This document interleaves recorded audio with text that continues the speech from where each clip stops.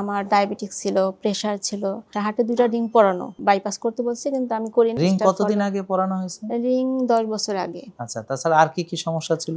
আপনার মাথা থেকে পা পর্যন্ত আমার সমস্যা ছিল। মাথার চুল পড়ে যাচ্ছিল, চোখে দেখতাম না কিছু, ঘাড়ে ব্যথা ছিল, মাজায় ব্যথা ছিল, প্রত্যেকটা জয়েন্টে ব্যথা ছিল, অ্যালার্জির সমস্যা ছিল, তো আর রাত্রে ঘুম আসতো না। কতগুলো ওষুধ খেতে হতো? 11টা ওষুধ খেতাম। 11টা ওষুধ? 11টা। মানে এরকম 20 ছিল। বছর ধরে আপনি অন এন্ড অফ মানে ডাক্তার দেখাচ্ছেন আর 15 বছর ধরে রেগুলার জি দেখাচ্ছেন। জি জি। হাসপাতাল থেকে চলে আসলাম, হ্যাঁ, বাইপাস করব না।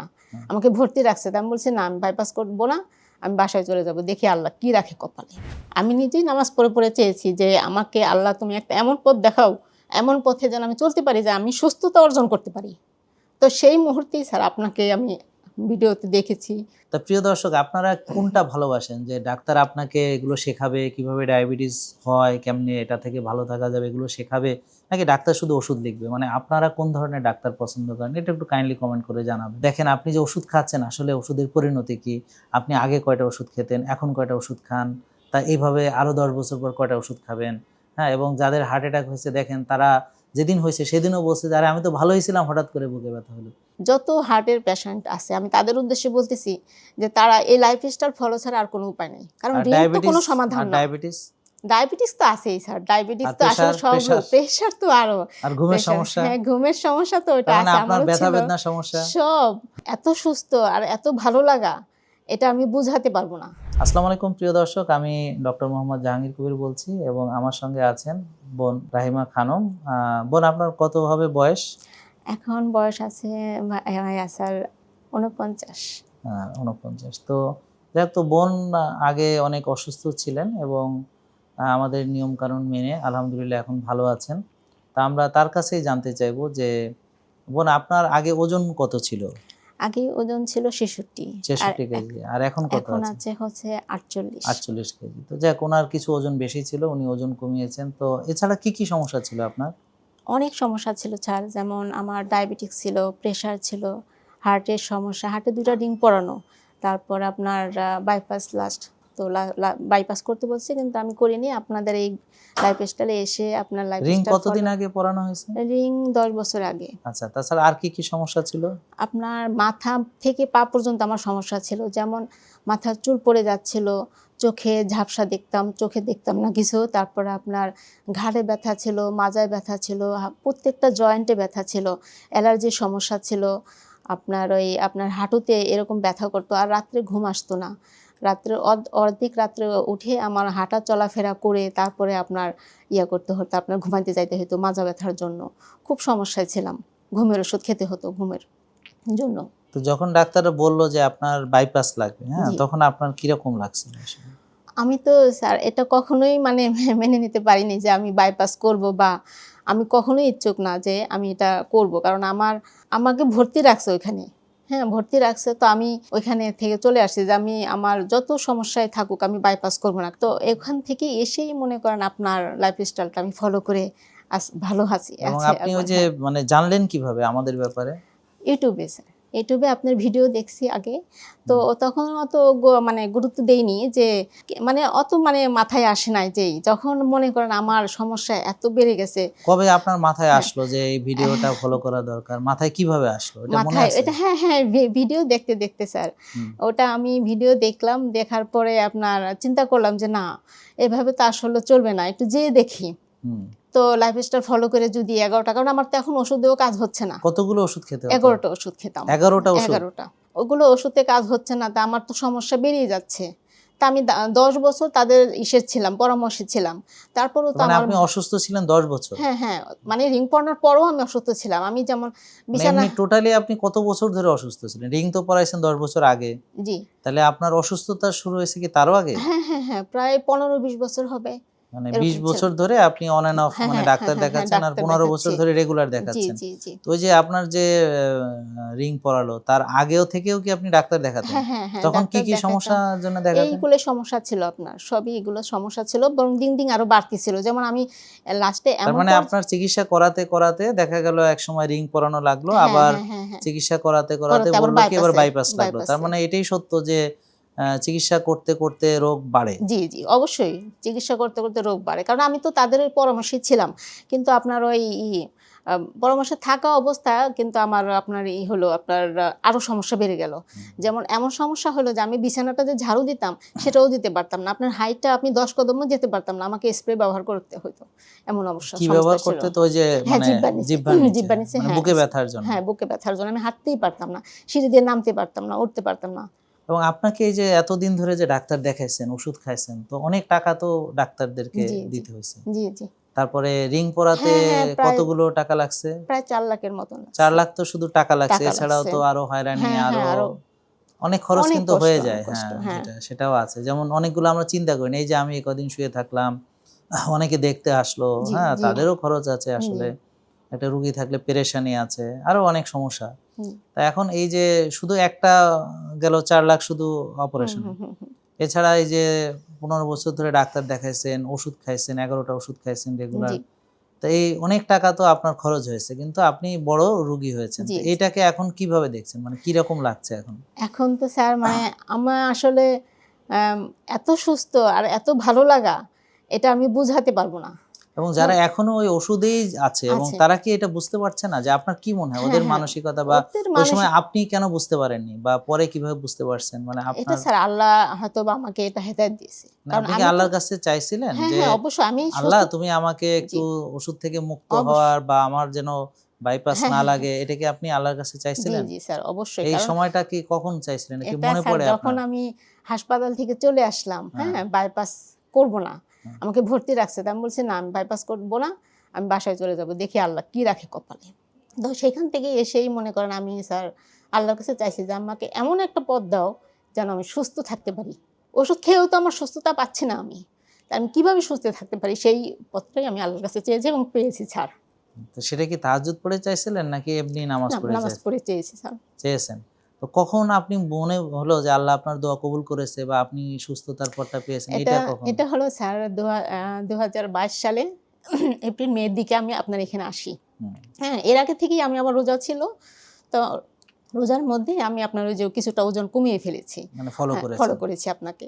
তো ফলো করে আপনার এখানে আসলাম। আসার পরেই তো মনে করেন আপনার লাইফস্টাইলে আসার পরে আমি ৪ থেকে ৫ মাস আমি পুরোপুরি সুস্থ। সম্পূর্ণ ওষুধ আমি ছেড়ে দিয়েছি। হুম, শুধু একটা ওষুধ ছিল সে অ্যালার্জির ওষুধটা। এটা আমার প্রায় ৭-৮ মাস লেগেছে।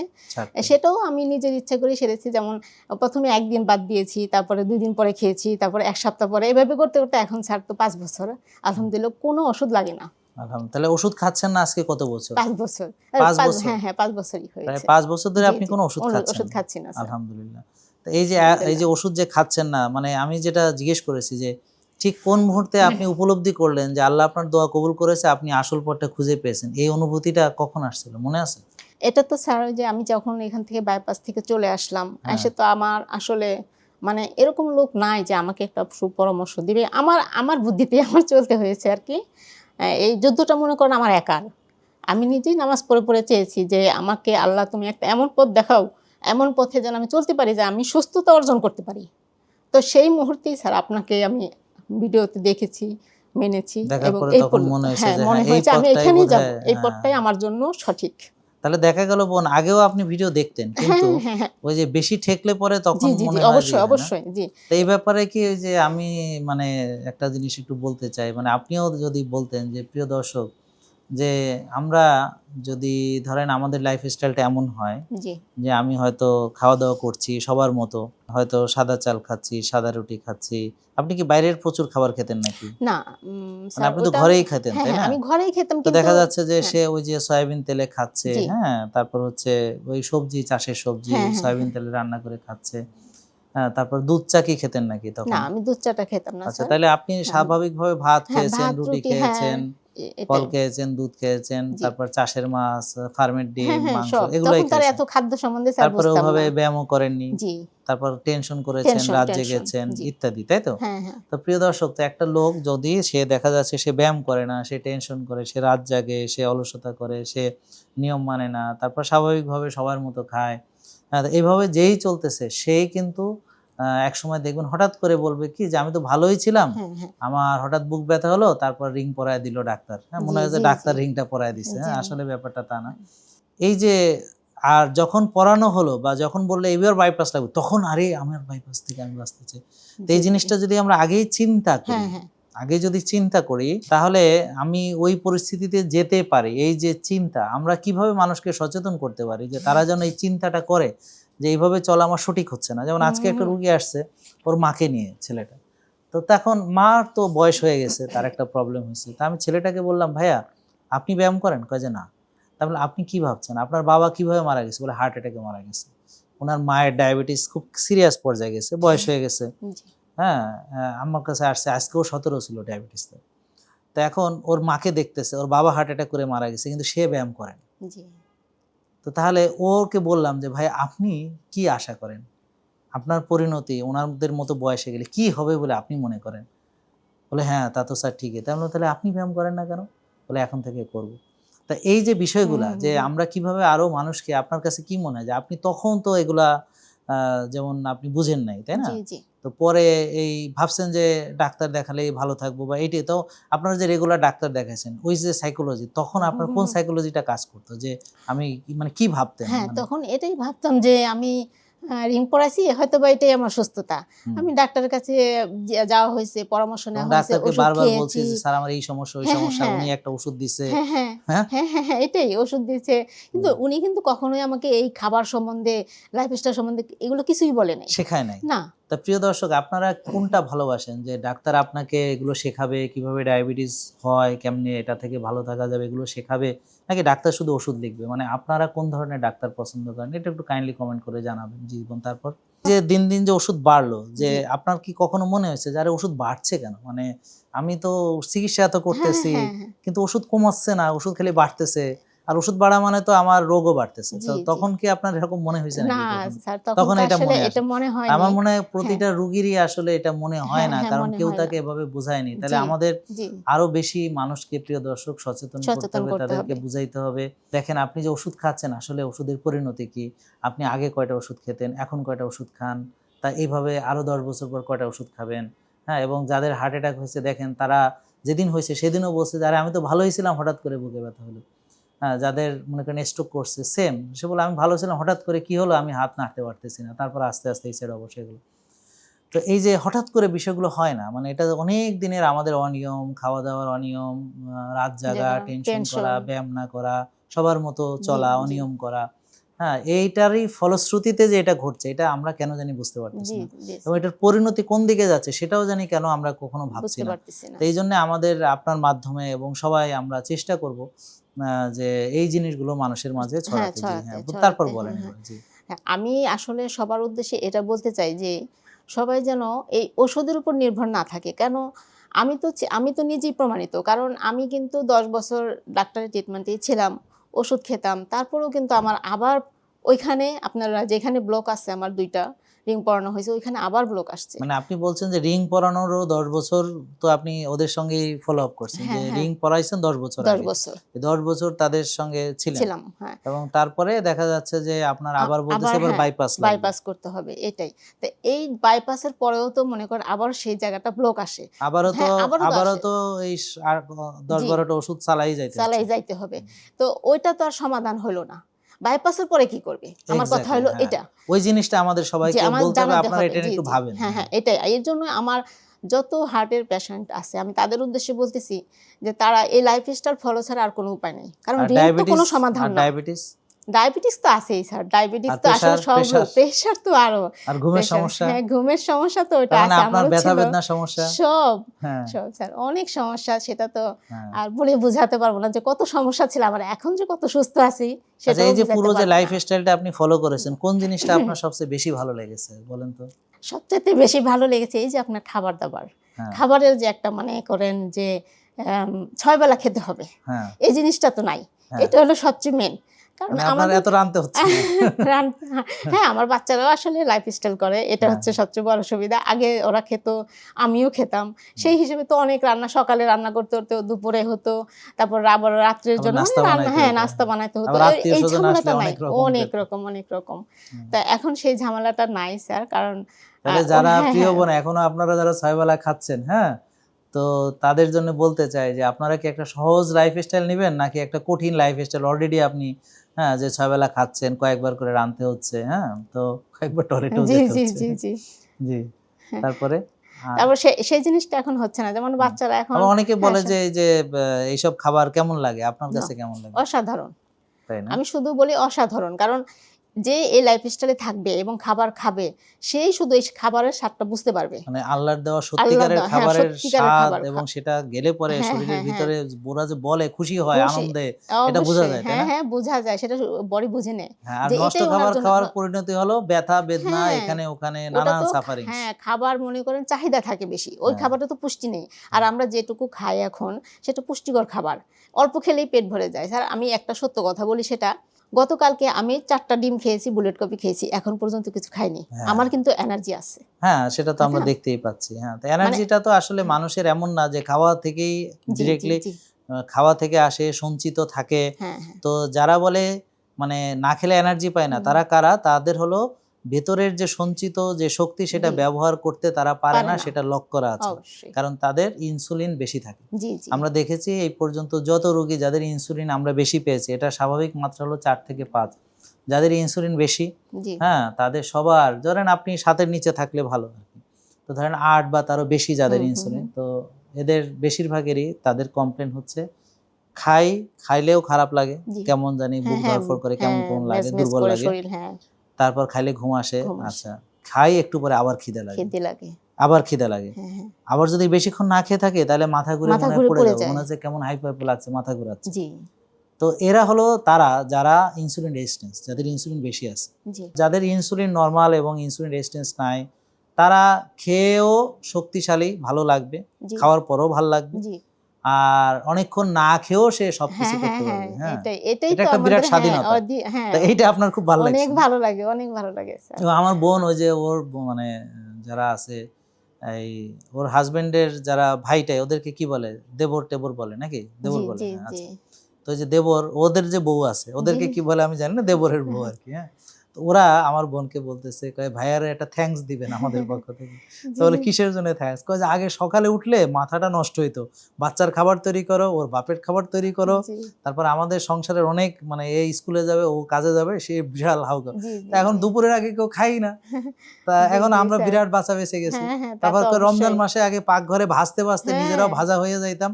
এখন কিছুই ভাজা লাগে না। ইফতার হুম, এখন হুম, অনেক হুম, সহজ হুম। জি, আমাদের জন্যে, হ্যাঁ? জি, আগে জি। পেঁয়াজু, বেগুনি, আলুর চপ, হ্যাঁ, ডিমের চপ হ্যাঁ, হ্যাঁ। দুনিয়ার ভাজতে হইতো, হ্যাঁ? জি।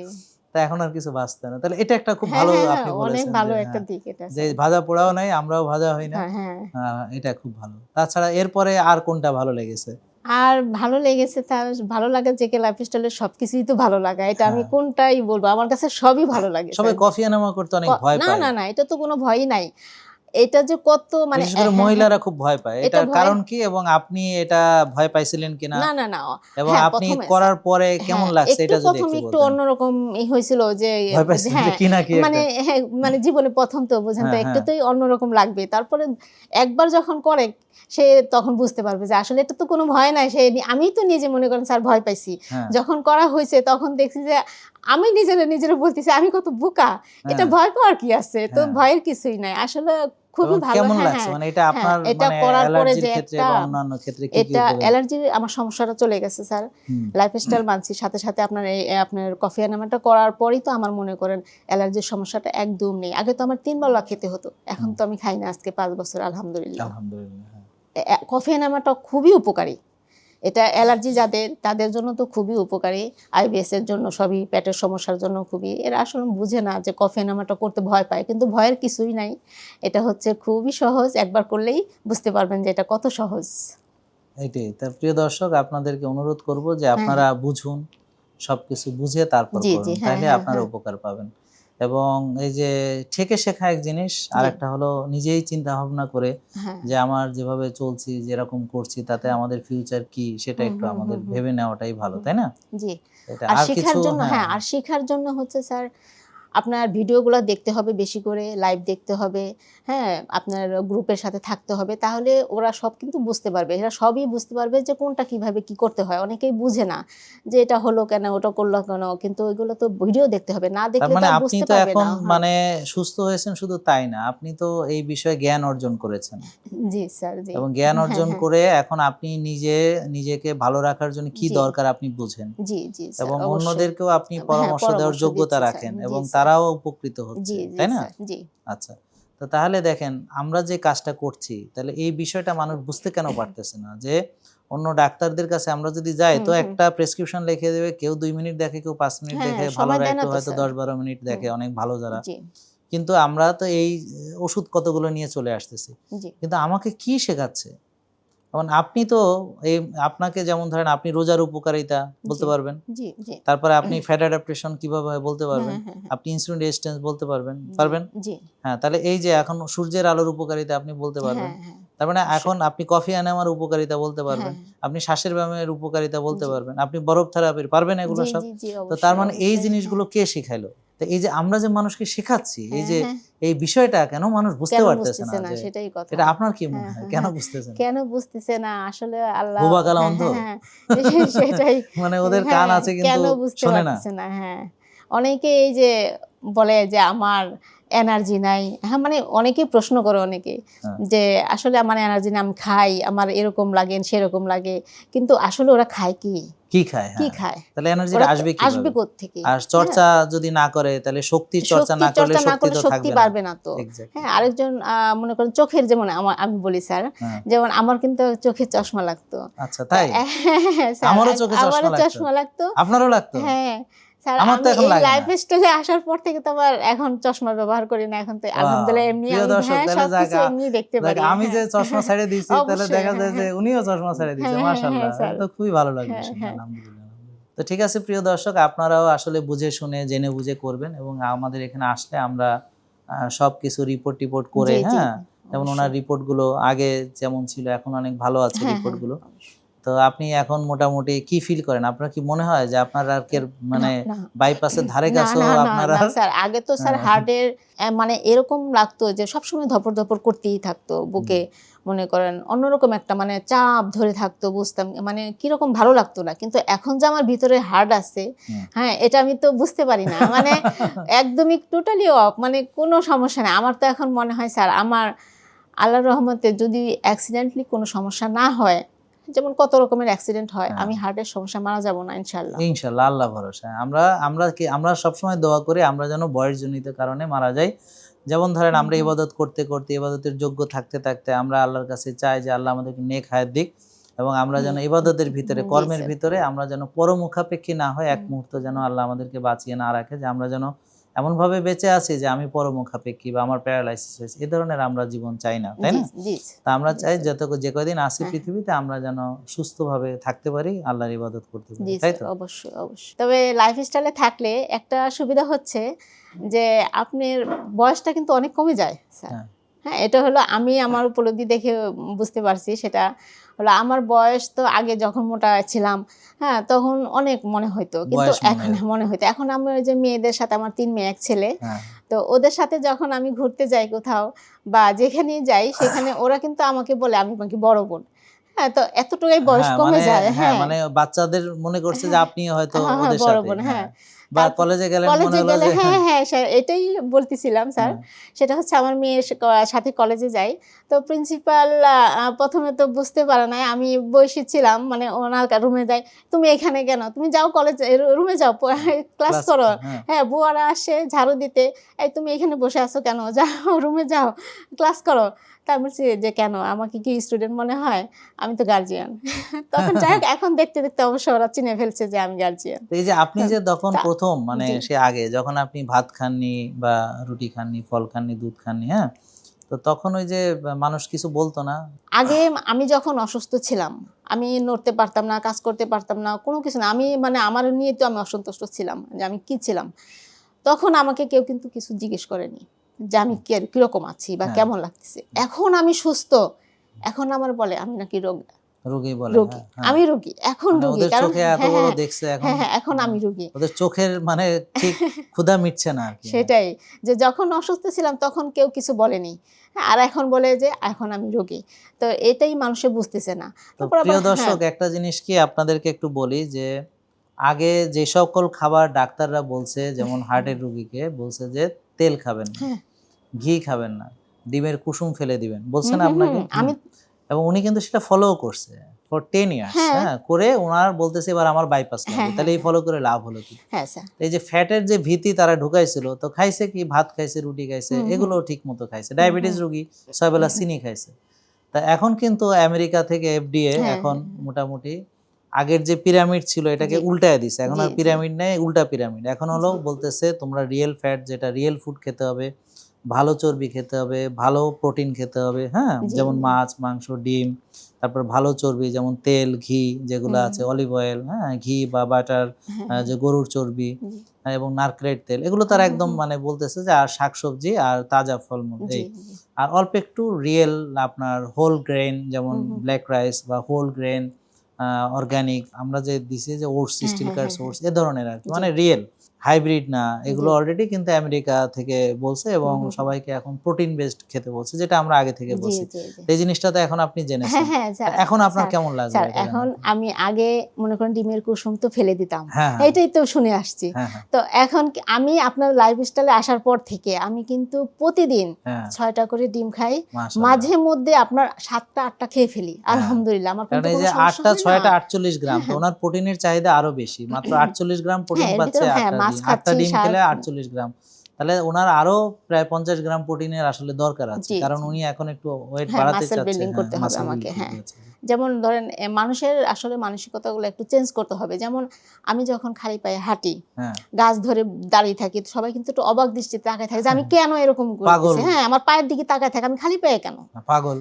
তো এখন আমি কি করি স্যার, আমি সপ্তাহে দেখা যায় ৩-৪ দিন আমি আমার ওদিকে গ্রামের সাইড আছে। ওইখানে আমি হাঁস, মুরগি কালেক্ট করে নিয়ে আসি। হুম। হ্যাঁ? তো ডিম নিয়ে আসি।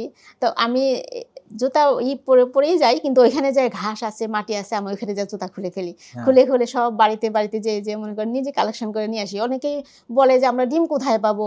মুরগি কোথায় পাবো? তা এটা তো কেউ এনে দিবে না। হ্যাঁ, এটা হ্যাঁ, খুঁজে নিজেকে নিতে জুগিয়ে হবে। নিতে হ্যাঁ, হবে। খাবারটা হ্যাঁ, তো আমার খাবার, হ্যাঁ, আমাকে খুঁজে নিতে খুঁজে হবে। নিতে হবে। কেউ তো মুখের সামনে যেটা এনে না, দিবে না। সেটা তো ওদের স্বার্থ আছে। তাইলে? আর যেটা হ্যাঁ, আমার স্বার্থ আছে সেটা আমাকে খুঁজে তাইলে নিতে হবে। এই আমি সহজ আমি জিনিস স্যার মানুষ হ্যাঁ, বুঝে এই না। জিনিসটা আমি এখন করি স্যার, আমার ভালো লাগে। আমি আমি প্রায়ই চলে যাই, এদিক সেদিক চলে যাই। মানে যেখানে আমারই হলো আমি ভালো খাবার খুঁজে নিয়ে আসবো। আমি ভালো খাবার খাবো। এটাই আমার এখন নেশা। আর তো কোনো প্রিয় হ্যাঁ, দর্শক, হ্যাঁ। আসলে আমরা খাবার ভালো খেতে হবে, আমরা সুস্থ থাকতে হলে, এবং এই খাবার, নিজের খাবার খুঁজে নেওয়ার খুঁজে একটা না হ্যাঁ, আনন্দ হ্যাঁ, আছে, হ্যাঁ, একটা হ্যাঁ। লাইফস্টাইলের আনন্দ আছে। আমরা আশা করব আপনারা এই আনন্দটা উপভোগ অবশ্যই, করবেন এবং অবশ্যই, সবার অবশ্যই, মাঝে অবশ্যই। এই ভিডিওটি শেয়ার করবেন, এবং জি, যারা জি। এখনো সচেতন না তাদেরকে সচেতন করবেন। প্রিয় দর্শক, এবং আপনাকে অনেক অনেক ধন্যবাদ, এবং জি, প্রিয় জি, দর্শক আপনাদেরকে অসংখ্য ধন্যবাদ, এবং সবাইকে জি। সচেতন করার জন্য এই ভিডিওটা বেশি বেশি শেয়ার করুন। আসসালামু আলাইকুম।